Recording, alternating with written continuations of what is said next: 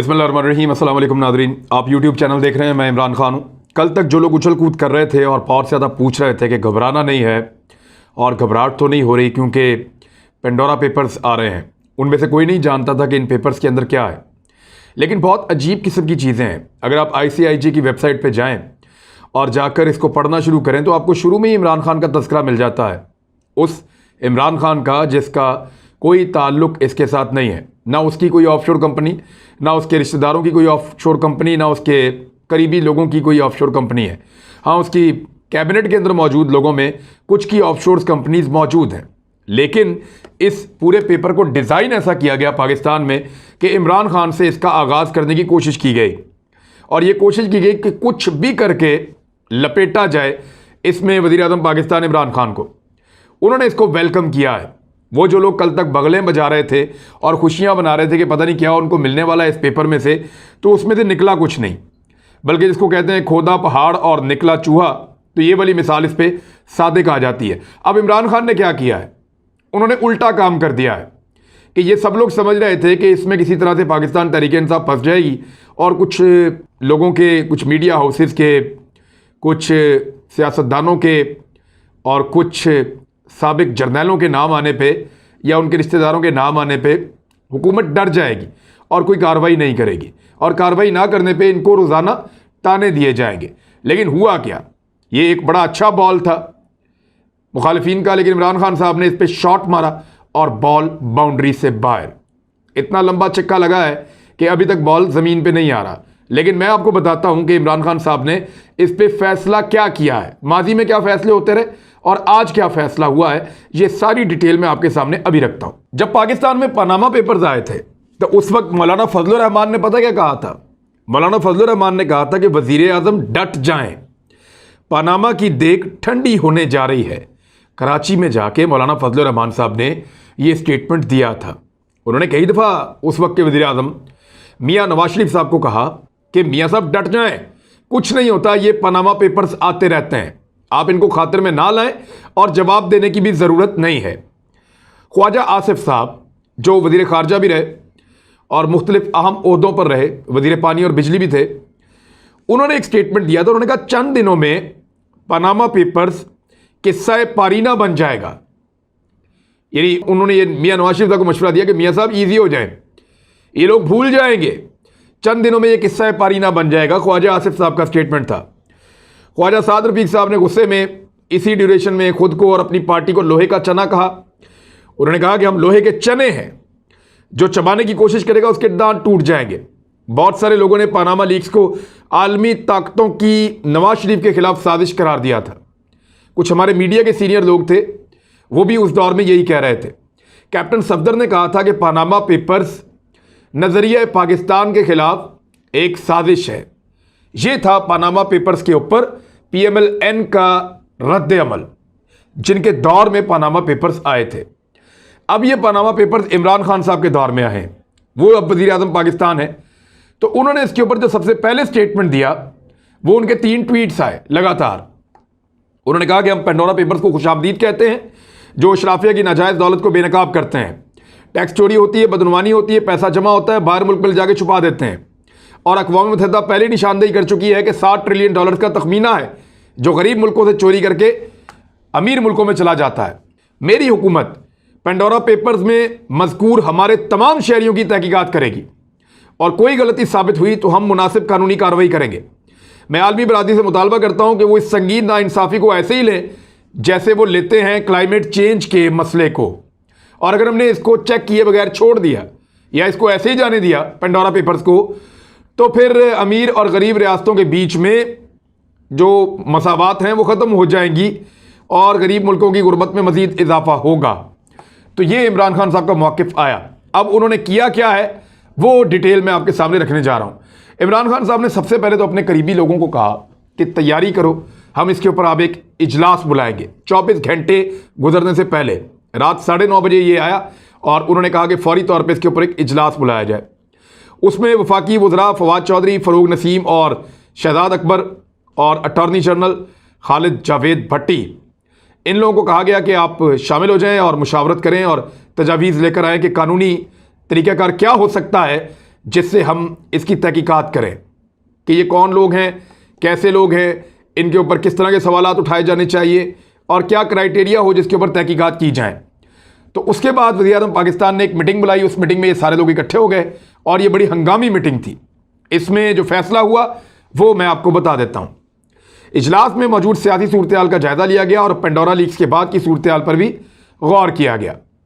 ज़राए के मुताबिक वफाकी वज़रा और अटारनी जनरल पर मुश्तमिल कमेटी ने वज़ीर-ए-आज़म को इब्तदाई रिपोर्ट पेश की और पेंडोरा पेपर्स में शामिल पाकिस्तानी अफराद से मुताल्लिक ब्रीफिंग दी। इजलास में पेंडोरा पेपर में शामिल पाकिस्तानी शहरियों के खिलाफ तहकीकात के हवाले से तजावीज़ पर गौर किया गया, जबकि कामयाब पाकिस्तान प्रोग्राम और बाकी चीज़ें उनके ऊपर भी वो कहते हैं किया है।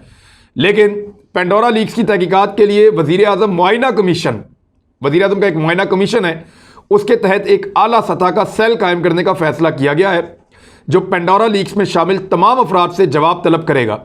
तहकीकात के बाद मुआयना कमीशन का सेल हक़ाइक़ कौम के सामने रखेगा। वज़ीर-ए-आज़म ने हदायत की है कि पेंडोरा पेपर्स में सामने आने वाले पाकिस्तानियों से मुकम्मल तहकीकात की जाएँ। कौमी दौलत मुल्क से बाहर ले जाने वाले किसी रियायत के मुस्तहिक नहीं। तहरीक इंसाफ की हुकूमत बिला इम्तियाज़ एहतसाब पर यकीन रखती है। ये जी वज़ीर-ए-आज़म पाकिस्तान इमरान खान साहब ने कहा। अब इसमें एक दो चीज़ें और आप गौर कर लें कि इस जो पेंडोरा पेपर थे इनमें बहुत सारे नाम वही आ गए हैं जो पहले पानामा पेपर्स में भी थे। मिसाल के तौर पे वो अलीम खान ने एक ट्वीट किया। उन्होंने कहा कि मेरा जो भी कोई नया पेपर आता है पाकिस्तान में या दुनिया में या कोई भी ऐसी लीक्स आती हैं तो हर दफ़ा मेरी ऑफशोर कंपनी एक ही है, वो उठा के उसमें डाल देते हैं। हालांकि मैंने अपनी ऑफशोर कंपनी डिक्लेयर की हुई है, बताया हुआ है कि फ़लाँ मुल्क में फ़लाँ वक्त में मैंने एक ऑफशोर कंपनी बनाई थी और उसके अंदर मैंने ये एसेट थे और इसलिए मैंने बनाई थी और इसलिए मैंने रखी थी, तो मेरा डिक्लेयर्ड है। देखिए ऑफशोर कंपनी अगर आप पाकिस्तान में डिक्लेयर कर देते हैं, मियां नवाज शरीफ साहब के लिए मसला क्या था? उनका मसला ये नहीं था कि उन्होंने ऑफशोर कंपनी बनाई, उनका मसला ये था कि उन्होंने ऑफशोर कंपनी बना के उसको छुपाया, अपने एसेट्स को छुपाया और ये कभी नहीं बताया कि ऑफशोर कंपनी में कितना पैसा लगाया और वो पैसा उनके पास कहां से आया है। उनका तो पोल खुला था जब पहली दफा पता चला था। यहां पे अभी शौकत तरीन साहब कह रहे थे, कुछ मीडिया के मालिकान है वो भी ये कह रहे हैं, कुछ की हो सकता है गलत होंगे, सबकी तहकीकात होनी चाहिए, यानी एक्सप्रेस वाले, जीएनएन वाले और जियो वाले और दीगर कुछ और चैनल के मालिकान हैं, उन सबके नाम आ रहे हैं। लेकिन जिनसे मेरी बात हुई है वो ये कह रहे हैं कि हमारी कंपनीज पाकिस्तान के अंदर रजिस्टर्ड हैं और कुछ ये कह रहे हैं कि हमने कंपनीज के अंदर कोई काम किया ही नहीं हुआ, यानी हमने एक कंपनी बनाई थी कहीं बिजनेस करने के लिए बाहर, जैसा कि वो शौकत तरीन साहब कह रहे हैं कि स्टेट बैंक ऑफ पाकिस्तान की इजाज़त लेकर एक ऑफशोर कंपनी हमने बनाई थी और जो ऑफशोर कंपनी हमने बनाई थी वो हम बाहर कारोबार करना चाहते थे दूसरी कंपनी के साथ मिलकर, वो कारोबार नहीं हुआ तो कोई ट्रांजैक्शन भी नहीं हुई, तो इसमें कोई इलीगल नहीं है। हाँ, इलीगल क्या होता है कि आप पैसा मनी लॉन्डर करें, छुपा के पाकिस्तान से बाहर ले जाएं, वहां पे ऑफशोर कंपनी बनाएं ताकि आपके पैसे का किसी को पता ना चले, ऑफशोर कंपनी के नाम के ऊपर जायदादें खरीदें और किसी को पता ही ना हो कि ये जायदादें किनकी हैं, कौन इस्तेमाल कर रहे हैं, क्या जो इस्तेमाल कर रहे हैं वो मालिक भी है या नहीं है। यानी शरीफ खानदान बड़ा लंबा अरसा कहता रहा जिन फ्लैटों में हम रहते हैं वो हमने किराए पे लिए हुए हैं और इनका किराया जो है मुझे घर से आता है। ये हसन नवाज का स्टेटमेंट है, नवाज शरीफ के बेटे का। तो इस तरीके से कोई कहता है खरीद लिया, कोई कहता है जी किराए पे लिया, कोई कुछ कहता है, लेकिन उनको ओन नहीं कर सकते इसलिए कि वो पैसा चोरी का था।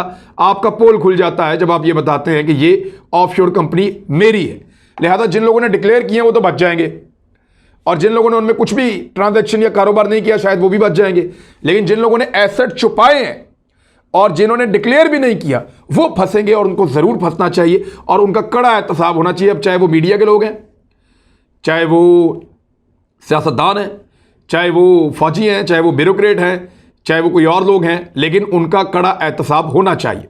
एक और बड़ी ज़बरदस्त इंफॉर्मेशन है इसमें कि आप देखें पाकिस्तान को कैसे लूटा गया है।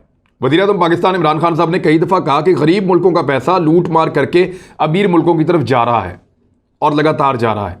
हर पार्टी में ऐसे लोग मौजूद हैं जो इस तरह की कार्रवाइयाँ डालते हैं, लेकिन जब पार्टी की क़यादत खुद ये कर रही है तो ये बड़ी ज़्यादती वाली बात है।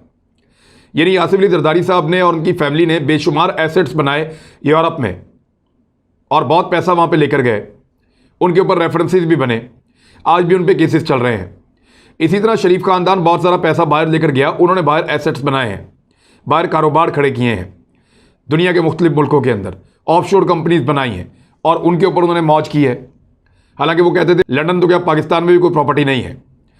अब आप इसी तरह आ जाए कि इस हुकूमत के अंदर भी शामिल लोग हैं जिन्होंने बाहर प्रॉपर्टीज़ बनाई हैं इन सबका एहतसाब होना चाहिए। वजह पता क्या है कि प्राइम मिनिस्टर ने अक़वाम मुत्तहिदा में भी कहा था कि गरीब मुल्कों का पैसा अमीर मुल्कों में जा रहा है, और वो इसलिए जा रहा है कि वहाँ पे फैसिलिटी मिलती है, वहाँ पे टैक्स बचाने और नाम छुपाने की ऑप्शन दी गई है टैक्स हेवन्स के अंदर। लिहाजा वो पैसा वहाँ जाके छुपा देते हैं और हमारा गरीब मुल्क और गरीब हो जाता है।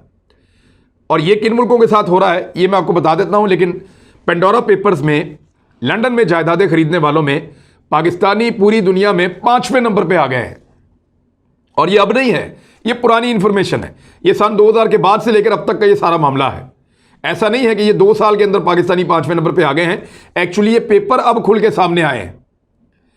लोग इसको इस तरह पोर्ट्रे कर रहे हैं कि शायद इमरान खान के दौर में ये सारा पैसा बाहर गया, अभी अभी ये सारी ऑफशोर कंपनियां बनी है और अभी अभी ये सारी बेनकाब हो गई हैं। नहीं, इनमें कुछ कंपनीज जरदारी साहब के दौर में बनी है, कुछ कंपनीज नवाज शरीफ साहब के दौर में बनी है, कुछ कंपनीज मुशर्रफ साहब के दौर में बनी है, और कुछ कंपनीज उससे पहले जो अदवार थे उनमें बनी है, बेनज़ीर या नवाज शरीफ साहब के दौर में। और ज़ियाउल हक साहब के दौर में तो ये ट्रेंड इतना नहीं था, लेकिन ये क्योंकि जब कारोबारी लोग सियासत में आए तो फिर उन्होंने ऑफशोर कंपनीज बनाना शुरू की बाहर जाके।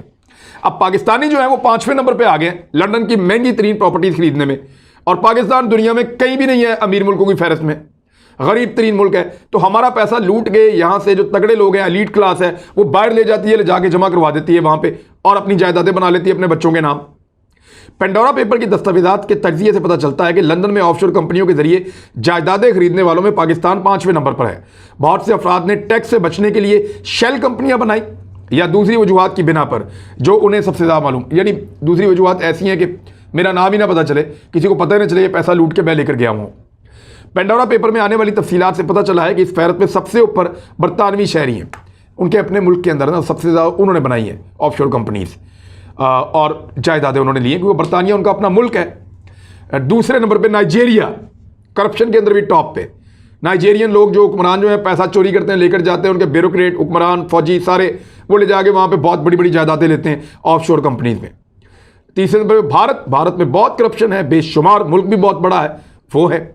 फिर रूस को क्योंकि बहुत सपोर्ट करते हैं वेस्ट के लोग, और वो कोशिश करते हैं कि रशियन जो भी आ जाए उसको जितना ज़्यादा वो फैसिलिटेट किया जाए, क्योंकि वहाँ से उनको गद्दार भी मिल जाते हैं। और फिर पाकिस्तान का भी यही हाल है।